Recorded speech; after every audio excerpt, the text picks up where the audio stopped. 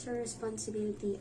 Retirement is the time in life when the major sources of income change from earned income to employers-based retirement benefits, private savings and investments, income from Social Security, and perhaps part-time employment. On the day when your regular full-time paycheck stops, it means that you're retired. If you don't have enough money saved to live the lifestyle you want, you'll have to cut off your spending or work part-time or do both. Many retirees will continue to work because they need to supplement their retirement income, love working, and wants to take advantage of employer-subsidized healthcare benefits. And others continue to work because it is necessary for them to survive. You can either save and invest for your retirement or work indefinitely. To prepare for a financially successful retirement, you must have a sufficient amount of savings and investment to supplement other sources of income in retirement, such as monthly checks from Social Security System (SSS) or Government Security Insurance System (GSIS). To succeed in this endeavor, during your 30 or 40 years in the workforce, you must select among the various retirement plans and accounts that are available to you, and adequately you can fund them through regular and consistent savings. When it comes to your retirement funds, you must make a wise financial decision. It is recommended that you begin saving and investing for retirement as early as possible and maintain this effort throughout your working years. During the third year of your life, you can then rely on compounding's magical abilities to fully support your necessities and desires. There are two types of retirement benefit. Number one is monthly pension, a lifetime cash benefit paid to a retiree who has paid at least 120 monthly contribution to the SSS prior to the semester of retirement. Number two, lump sum amount, granted to a retiree who has not paid the required 120 monthly contributions. It is equal to the total contributions paid by the member and by the employer including interest. So monthly pension, a lifetime cash benefit paid to a retiree who has made at least 120 monthly contribution prior to the semester of retirement. The monthly pension is paid for not less than 60 months. So these are the benefit computation. The monthly pension depends on the member's paid contributions, his or her credited years of service or CYS, and the number of dependent children, which should not exceed 5. The amount of monthly pension will be the highest result of the following formula. A retiree has the option to receive the first 18 months pension in lump sum, discounted as a preferential rate of interest to be determined by the SSS. This option can be exercised only upon filing of the first retirement claim, and only advance payment shall be discounted on the date of payment.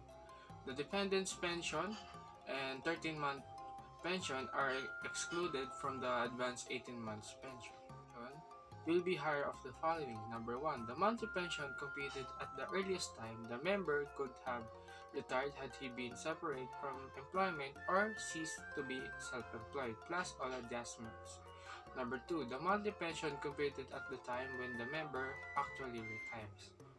A pensioner who retires more than the one should be entitled to the higher of the monthly pension computed for the first retirement claim or the recomputed monthly pension for the new claim.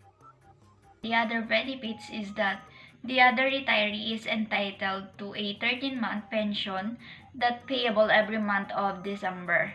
Moreover, the retiree pensioners prior to the effectivity of RA 7875 on March 4, 1995 are automatically considered as members of PhilHealth, and their legal dependents are entitled to its hospitalization benefits. To the contrary,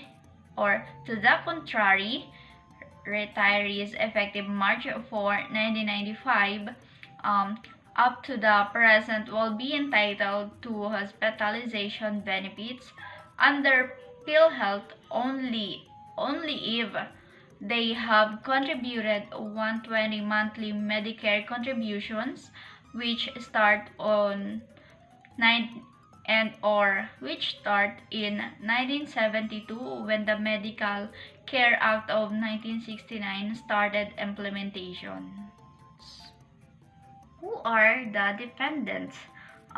Those considered as dependents are first the legitimate or legitimated, the legally adopted and illegitimated child who is unmarried, not gainfully employed, and the one that has not reached 21 years old, or if over 21 years old, he or she is congenitally incapacitated or still minor that was permanently incapacitated and incapable of self-support physically and mentally.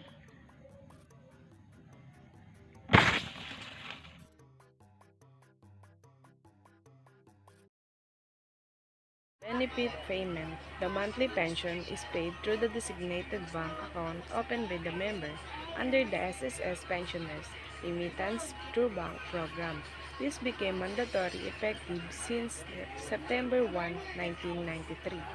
A member must open a single savings account and submit to the SSS his savings account number and a photocopy of his passbook upon filling of his application, or he may accomplish the Visa Cash Card enrollment form. The original copy of the passbook must be presented for the authentication of amount.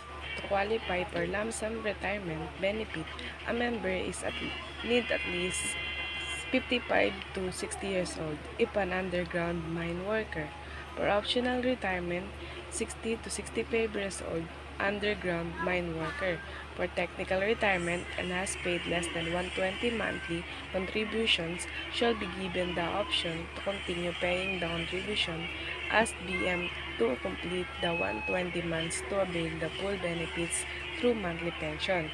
As an underground mine worker who was paid less than 120 monthly contributions as BM to complete the 120 months to avail the full benefits through monthly pension. To qualify for lump sum retirement benefit, a member is at least 60 years old and must have been working underground for at least 20 years. Payment of lump sum benefit effective since May 2016, the member may OPT to receive the lump sum benefits for SSS and AC disability, SS death, and retirement directly through his or her bank account instead of receiving the check through the mail. The payment through the bank program shall become mandatory upon implementation of the benefits workflow system. 8291 must be availed by those who have rendered at least 15 years of service in the government and must be at least 60 years of age upon retirement. Also, they must not be permanent total disability pension. Retirement under Republic Act 660, also called Magic 87. This option provides both immunity and lifetime pension. Retirement under Article 660, also known as Magic 87, may be availed by a member who are 52 years old from as long as they have already been in a government service from at least 35 years in service. The retirement package has three options. The first option was automatic pension. Automatic pension is a type of pension where retirees below 60 years old may choose to receive either an automatic monthly pension for a life or an option to avail of a lump sum. The lump sum can be requested every 6 months, which simply means that the retirees can get their pension one year in advance for just 5 years period. The second is option 2 or the initial 3 years lump sum. In this type, only those who are at least 60 years old but less than 63 years on the date of retirement are entitled to a 3 years lump sum. The subsequent 2 years lump sum will be paid to retirees on 63rd birthday. Retirees still living after the 5 years guarantee period will be entitled to a monthly pension for life. Lastly, the third option is year lump sum. The option is valid for age 63 to 65 years old. They are the one who can avail of a 5 years lump sum. After 5 years, they will receive a monthly pension for life. Regarding retirement itself, retirement is under the Republic Act 1616, which contains the refund of GSIS premiums and gratuity payment from employers. Also, the Presidential Decree 1146, or it is stated that only those who have been in government service after May 31, 1977 but before June 24, 1997 may avail of this retirement program. Retirement under PD 1146 gives member a choice between a basic monthly pension or BMP and cash payment. And lastly was retirement under Republic Act 7699 or Portability Law, which contains that combining GSIS and SSS periods which paid premiums to qualify or retirement program offered by both pension fund.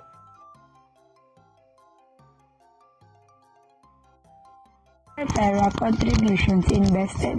PERA contribution may be invested in the following: Unit Investment Trust Funds or UITF, mutual funds, government securities, annuity contracts, exchange trade bonds, insurance pension products, pre-need pension plans, share of stock listed and traded in the Philippine Stock Exchange, other investment products authorized for PERA purposes.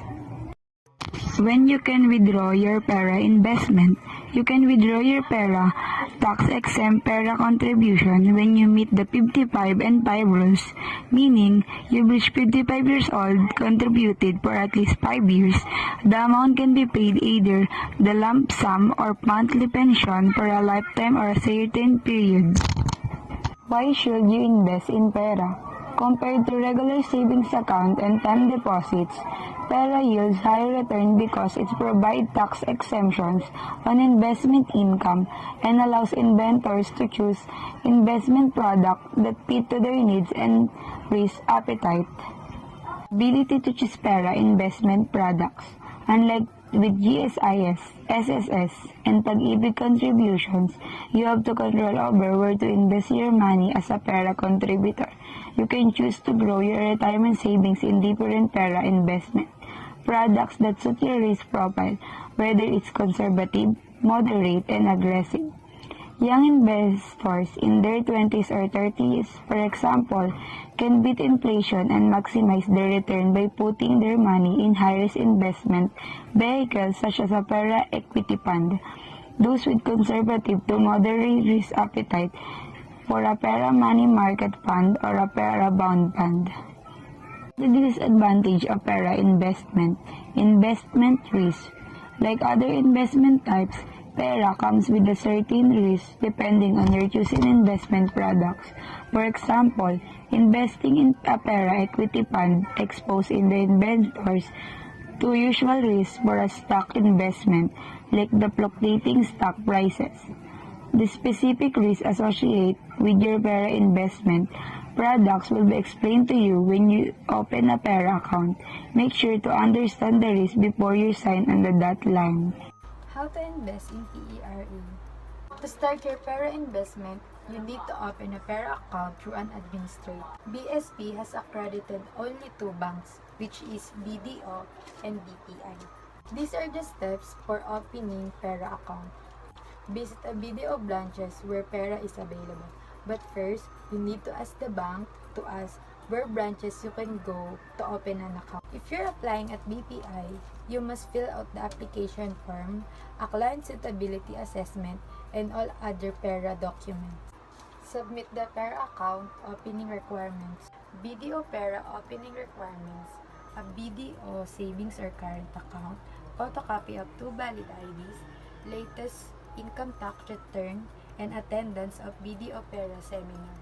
For BPI Para opening account, you must have BPI savings or current account, one valid ID, TIN ID or ITR, 1,000 as an initial investment. Para opening requirements for OFWs. If you're an OFW, your spouse or child in the Philippines can open an APERA account on your behalf. Your representative must submit all the following documents: marriage certificate for spouse, birth certificate for child, sworn certificate, overseas employment certificate, and any other document that proves that OFW income are from foreign country.